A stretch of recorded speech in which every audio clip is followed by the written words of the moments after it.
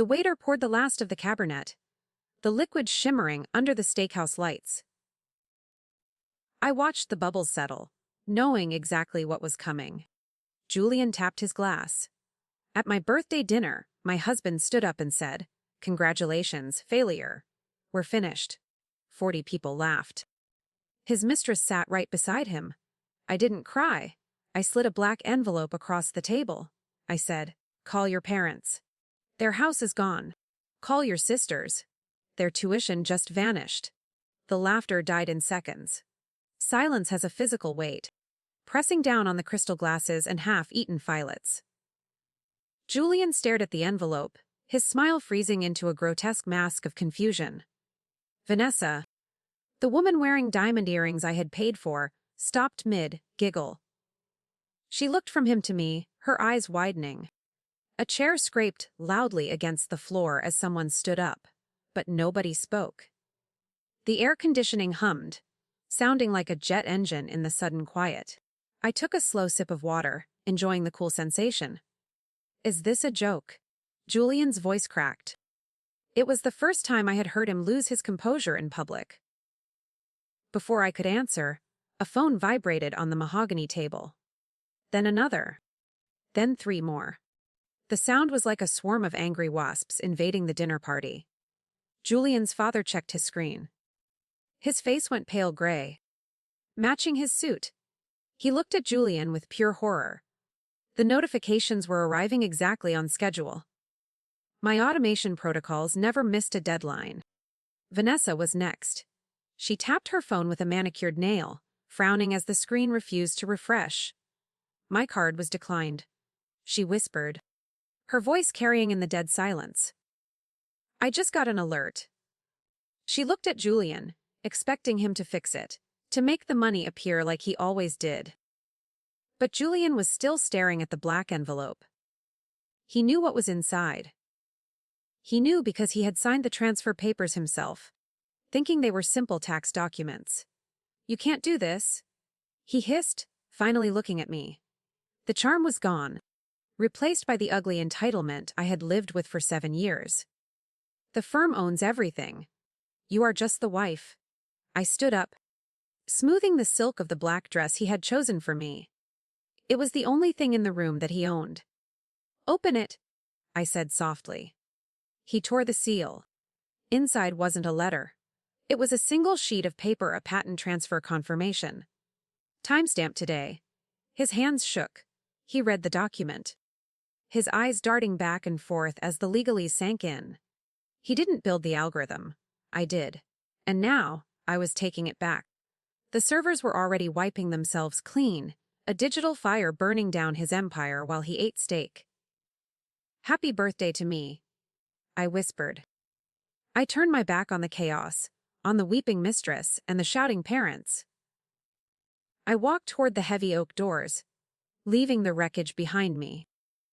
The night air felt like the first breath I had taken in years. My mind drifted back to where the trap was set.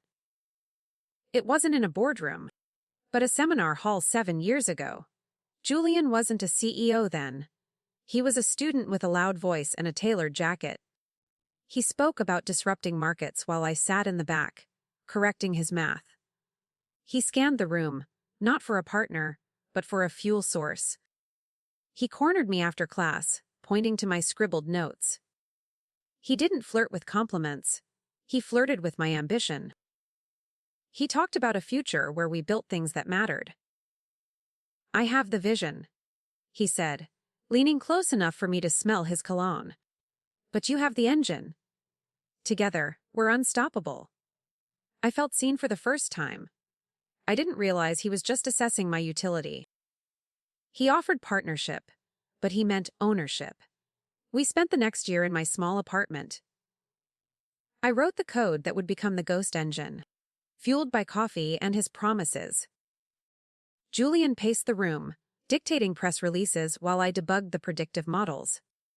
He called it, or baby, but he never touched the keyboard. I worked until my fingers cramped and my vision blurred. I thought his pacing was shared anxiety. Now I know he was just waiting for me to finish his homework. When the code finally worked, predicting a market crash 3 days early, Julian didn't hug me.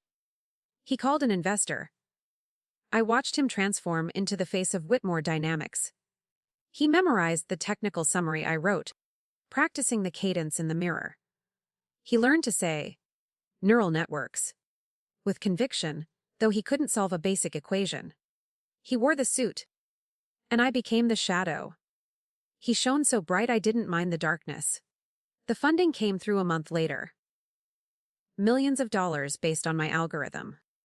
We celebrated with cheap champagne on our roof, the city lights flickering below us. We did it, he whispered, kissing my forehead. This is just the start. I believed him. I didn't check the incorporation papers he filed the next morning. I was too busy optimizing the server load to notice my name wasn't on the founding documents. I was listed as an employee. The shift was subtle at first. Temporary, title change for optics. Investors want a single vision, Mackenzie. He explained over a dinner I had cooked. Co-founder sounds messy. Let's make you director of operations. Just for now. I nodded, swallowing my pride. It made sense, logically.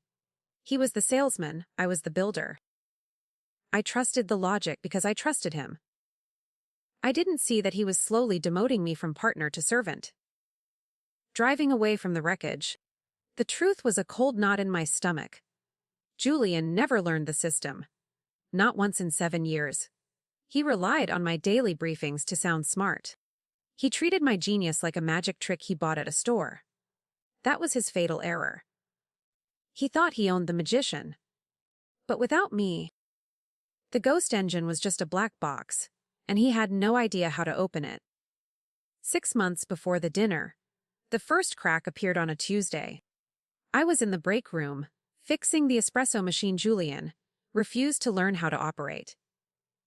Through the frosted glass partition, 2 junior VPs were laughing. They didn't see me. Julian's finally cutting the dead weight, one said, stirring his coffee. About time. That vestigial wife is just taking up space. The ceramic mug in my hand burned my skin. I didn't drop it. I just stood there, letting the heat wake me up. I went back to my desk, my heart hammering a frantic rhythm against my ribs. They weren't talking about a fired employee. They were talking about me. I logged into the admin console, bypassing the dashboard I built for the sales team. I needed the raw file structure. Julian thought he was clever with his passwords, using his fraternity nickname. But he forgot who set up the encryption. I was inside the root directory in 10 seconds. The screen blinked green, welcoming me home. I scanned the recent uploads, looking for anomalies. Most were contracts or marketing decks. Then I saw it. A folder labeled Project Phoenix, tucked inside a nested directory for archived tax returns. It was the only folder modified at 2 a.m. the previous night. My fingers hovered over the mouse. My gut screamed at me to close the laptop and pretend I was still the happy, oblivious wife. Instead, I double-clicked.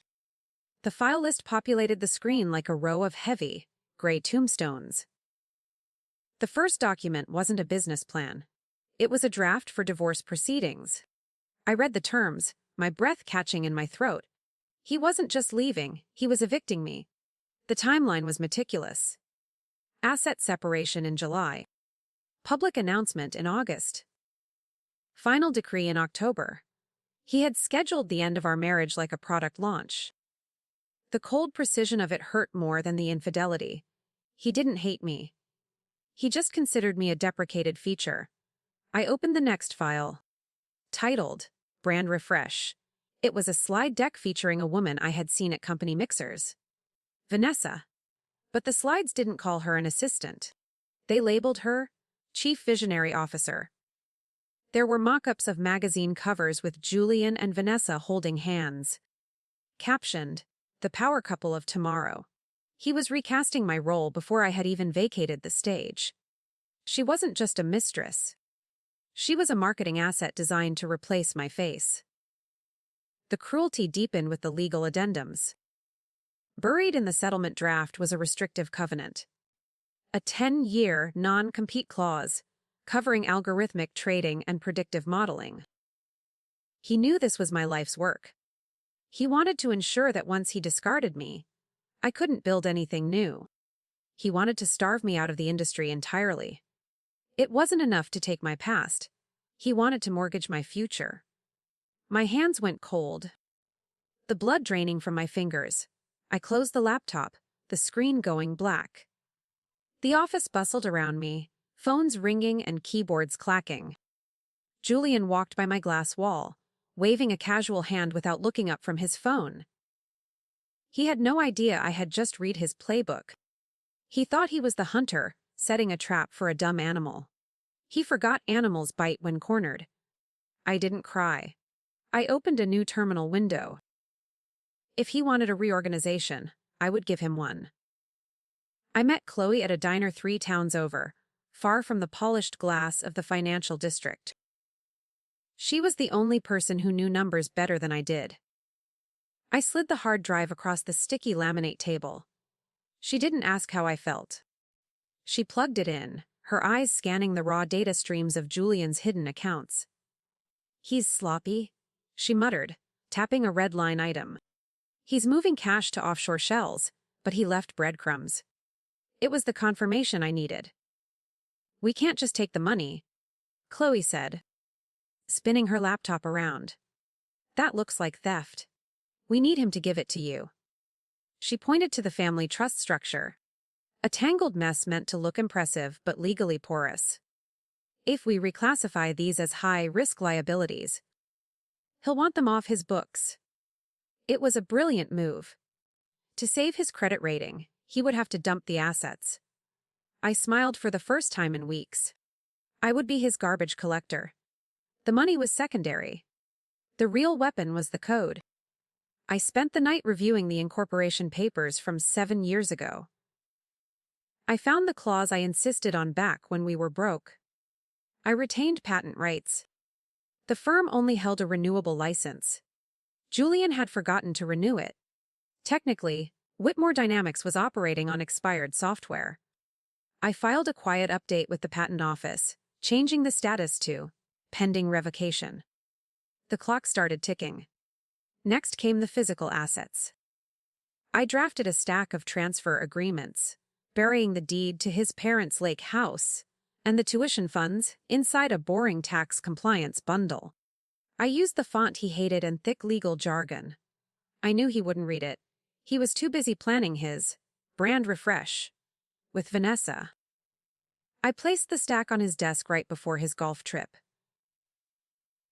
It sat there like a landmine, waiting for the moment his arrogance triggered the explosion. He came home late, smelling of expensive whiskey and Vanessa's perfume. I was waiting in the study with a pen. "Just some compliance updates for the trust," I said, keeping my voice flat. He groaned, loosening his tie. "Can't you handle this? That's what I pay you for." The insult stung, but I forced a smile. "I need your signature as the trustee. It protects you from liability." That was the magic word. He snatched the pen, eager to protect his own skin. He flipped through the pages without looking at the headers. He signed away the lake house while checking a text message. He authorized the transfer of his sister's tuition funds while laughing at a meme Vanessa sent him. Page after page, he dismantled his own safety net. I watched the ink dry, feeling a mix of nausea and triumph. He handed the stack back to me, not realizing he had just handed me his life. "Don't," he said. "No, let me sleep." I filed the documents electronically at 4 a.m., locking the transfers in the county database. The house was quiet, but the silence felt different now. It wasn't empty, it was charged. Julian snored in the master bedroom, dreaming of his new life. He didn't know he was sleeping in a house he technically no longer owned. I packed a small bag and hid it in the guest closet. The dismantling was complete. Now, I just had to wait for the candles to burn. My mother arrived on a Tuesday with a suitcase that smelled of lavender and old rain. She stood in the marble foyer, looking small against the vaulted ceilings, Julian loved so much. He barely looked up from his tablet to greet her, muttering a hello that sounded more like a dismissal. "I'll be on the golf course this weekend," he announced, grabbing his keys. He didn't ask if she needed anything. He treated her like a vendor making a delivery. The door slammed, leaving a silence that felt heavy. We sat at the kitchen island, the granite cold under my elbows. I tried to fill the space with chatter about the firm's growth and the upcoming party, but my mother just stirred her tea. Her spoon clinked rhythmically against the china, a metronome counting down the seconds. She stopped and looked at me, her eyes cutting through the performance. "Mackenzie," she said softly, "how long have you been earning your seat at your own table?" The question hung in the air, stripping away every defense I had built. I froze, my mouth open to offer a defense of Julian's stress. But the lie died in my throat. I looked at the woman who raised me on a nurse's salary, who taught me that work was dignity, not servitude. "Too long?" I whispered. The admission felt like a physical weight leaving my chest. I told her everything then. The folder, the mistress, the carefully planned humiliation. She didn't gasp or cry. She just nodded, her expression hardening into the same steel I saw in the mirror. We spent the afternoon packing, not a suitcase, but a survival kit. We gathered my passport, the original hard drives, and the birth certificate I had hidden in the safe. My mother moved with efficient grace, tucking cash into the lining of an old jacket. "He doesn't get to keep you," she said, sealing a box with tape. "And he certainly doesn't get to keep your mind." We hid the box in her trunk. It wasn't just luggage, it was the seed for a new life. That evening, I drove to the condo I had leased under my maiden name. It was a small unit overlooking the industrial canal, far from the manicured lawns of our suburb. The air inside was stale, but it smelled like ownership. I set up a server rack in the second bedroom, connecting the encrypted drives to a dedicated fiber line. The lights blinked green in the darkness, a constellation of my own making. This wasn't a home yet. It was a command center waiting for the signal. The night before the party, Julian laid a dress out on the bed. It was black, sleek, and expensive, something a trophy would wear to shine on a shelf. "Wear this," he said, not asking. "The photographers need a clean look. Don't embarrass me with that vintage stuff you like." He didn't look at me when he said it. He was checking his hair in the vanity mirror, ensuring his mask was perfect. I touched the fabric, feeling the cold silk. It was a costume for a funeral. I waited until his breathing deepened into sleep, before I took the dress to the sewing room. The silhouette was tight, designed to leave no room for secrets. I threaded a needle with black silk, my hands steady under the task lamp. Carefully, I cut into the side seam, creating a hidden pocket just wide enough for a standard envelope. I reinforced the stitching so it wouldn't bulge. I wasn't just altering a garment. I was weaponizing it. I slid the black envelope inside. It fit perfectly. I left the noise of the city behind, driving toward the silence of the canal district. My hands were steady on the wheel, the trembling from the restaurant completely gone. The condo was cold when I entered, the air smelling of ozone and dust. I didn't turn on the overhead lights. I walked straight to the second bedroom where the servers hummed their low, electric song. This was the only room that mattered now. I kicked off my heels, feeling the cheap carpet under my feet. It was time to finally finish what he started. I sat in the ergonomic chair I had bought with cash, waking the monitors with a single touch. The screens flooded the room with a harsh blue light, displaying the heart of Whitmore Dynamics. It was beating strong, processing transactions in Tokyo and London. I typed the command string I had memorized 3 months ago. It was simple. Sudo revoke all. My finger hovered over the enter key for a heartbeat, remembering the nights I spent building this beast. Then I pressed down. The blue status bars turned instantly, violently red. Back at the steakhouse, the panic was shifting from confusion to aggression. Julian stood on a chair, shouting over the murmurs of his investors. "It's a glitch!" he yelled, his face slick with sweat. "A security protocol triggered by the transfer. We are rebooting now." He pulled out his tablet, frantically tapping the icon for the admin portal. He needed to show them the dashboard to prove the money was still flowing. He didn't know the dashboard no longer answered to him. He was a captain turning the wheel of a disconnected rudder.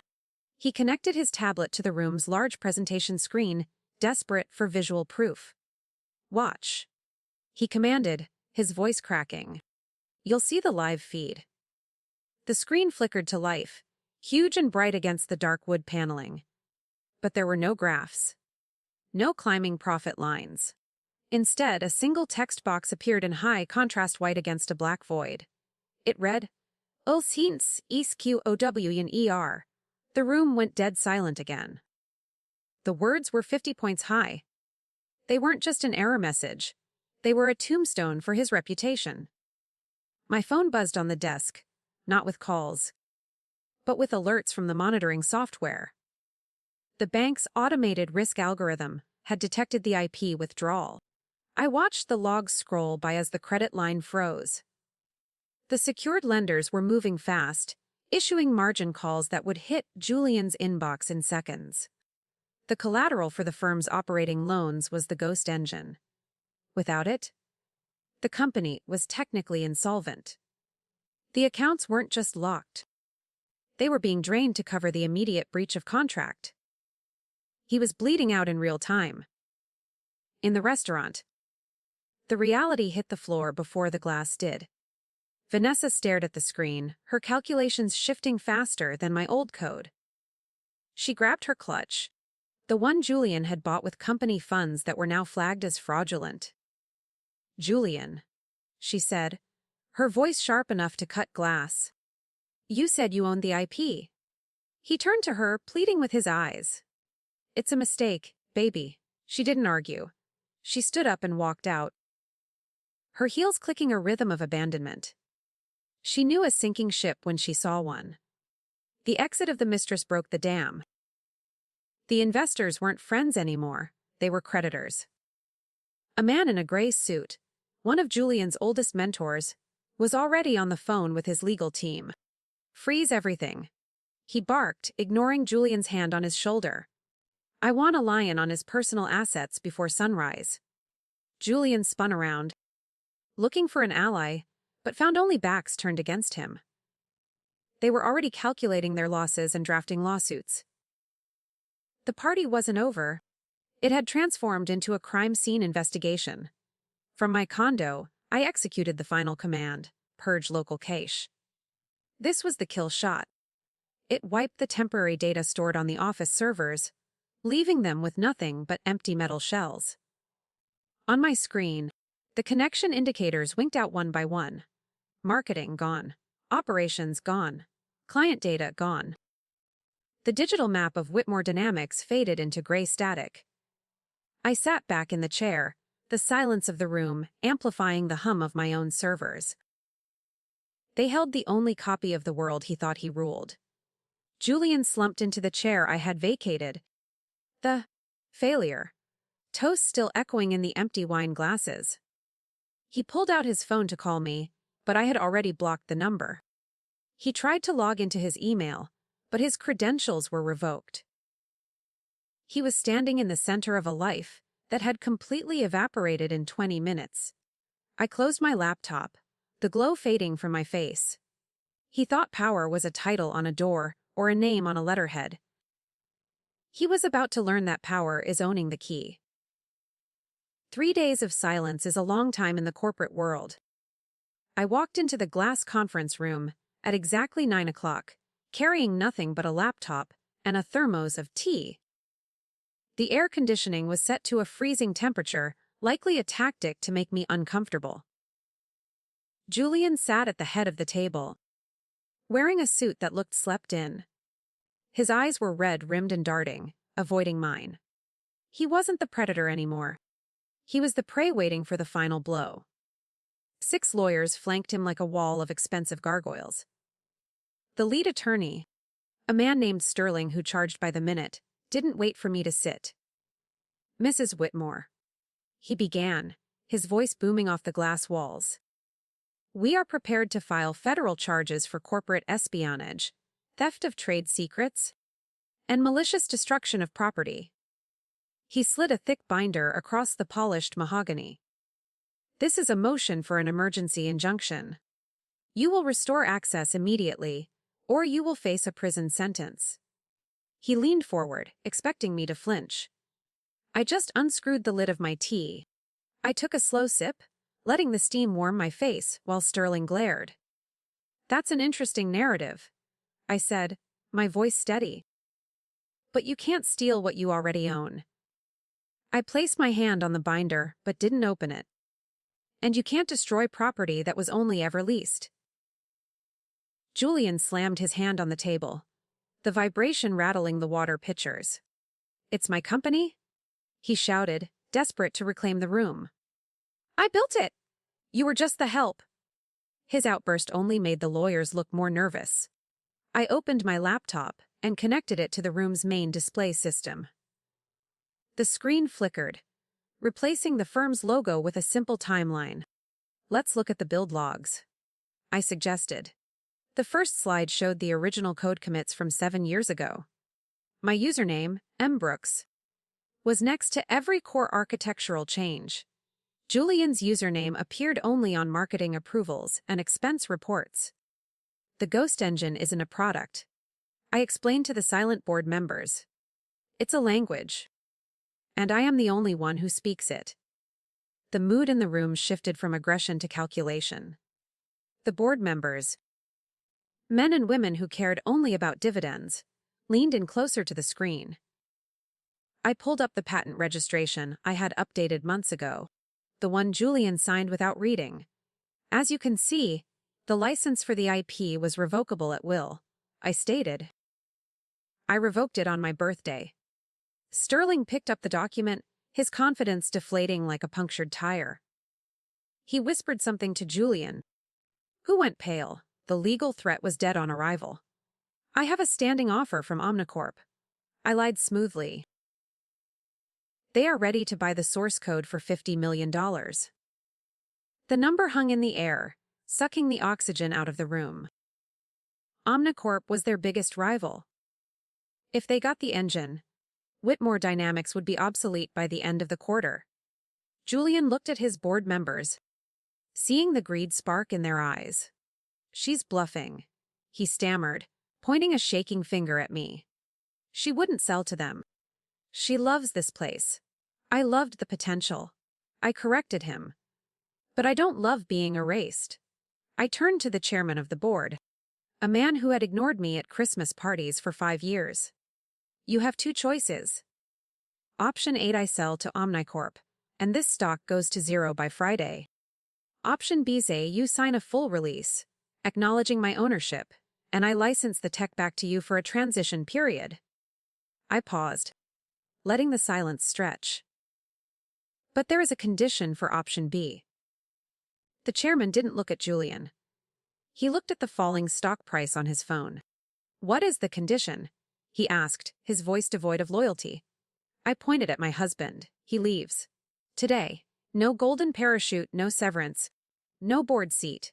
Julian gasped, standing up so fast his chair toppled over. "You can't do that!" he screamed. "I am the founder."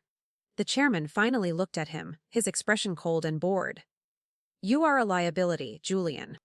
And liabilities get liquidated." The lawyers stopped protecting Julian and started drafting his resignation.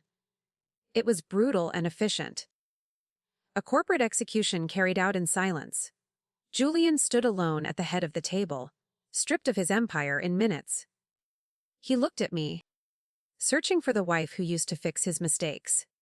"Mackenzie, please," he whispered, the fight draining out of him. "We can fix this." I looked at the stranger wearing my husband's face. "The failure is already hard-coded, Julian. There is no patch for this." The chairman slid the new agreement toward me. I signed my name with a flourish. The ink dark and permanent against the white paper. I was no longer the invisible support staff. I was the architect of their survival and the author of their demise. I closed my laptop and stood up, leaving the thermos behind as a small memento. Julian was still standing there, watching his life dissolve, but I didn't look back. I walked out of the glass room and into the lobby, finally breathing my own air. 6 months later, the sign on the door read, Brooks Analytics in simple, unpretentious steel. There was no glass conference room here, just open desks and the hum of focused collaboration. My team was small, comprised of women I had met over the years who were too quiet for the sales floor, but too brilliant to ignore. We didn't have a dress code or a breathless mission statement. We had work that spoke for itself. When the first big contract came in, we didn't pop champagne. We just nodded, satisfied, and kept building. I saw him at the FinTech Summit in Chicago, standing near the back of the expo hall. The crowd swarmed the main stages, leaving the fringe booths empty. Julian stood behind a folding table for a boutique consultancy, wearing a suit that looked slightly dated. He wasn't holding court anymore. He was handing out flyers that most people dropped in the trash. He looked older, the confidence stripped away to reveal the exhaustion underneath. He saw me across the aisle and straightened his tie, a reflex from a life that no longer existed. I didn't stop to talk. I had a keynote speech to deliver in 10 minutes. The organizers waved me toward the green room, treating me with the deference they used to save for him. As I walked past, Julian's eyes followed me, filled with a mixture of resentment and resignation. He didn't try to approach me. He knew the distance between us wasn't just physical anymore. It was structural. He was selling promises he couldn't keep, and I was delivering systems that actually worked. The hierarchy had finally aligned with the truth. Standing on the stage, the lights were blinding white. I spoke about algorithmic integrity, but the subtext was about personal sovereignty. I looked out at the sea of faces, spotting young women taking furious notes in the back rows. They reminded me of myself 7 years ago, eager to be useful and waiting for permission. I paused mid-sentence, realizing I wasn't just giving a technical talk. I was giving them the roadmap I never had. I leaned into the microphone and told them to sign their own work. That night, I approved the first round of grants from the foundation. I started with the settlement money. We called it the Shadow Founders Initiative. It provided legal aid to women whose partners were taking credit for their labor.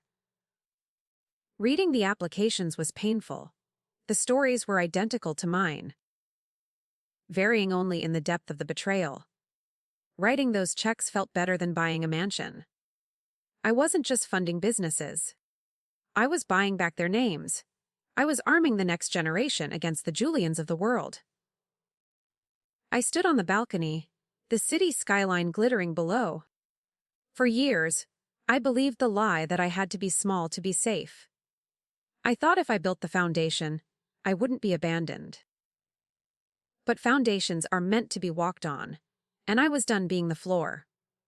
I looked at my reflection in the glass door. I didn't see a victim or a vengeful ex-wife. I saw an architect. I stopped building empires for kings who would execute me. I finally built my own crown.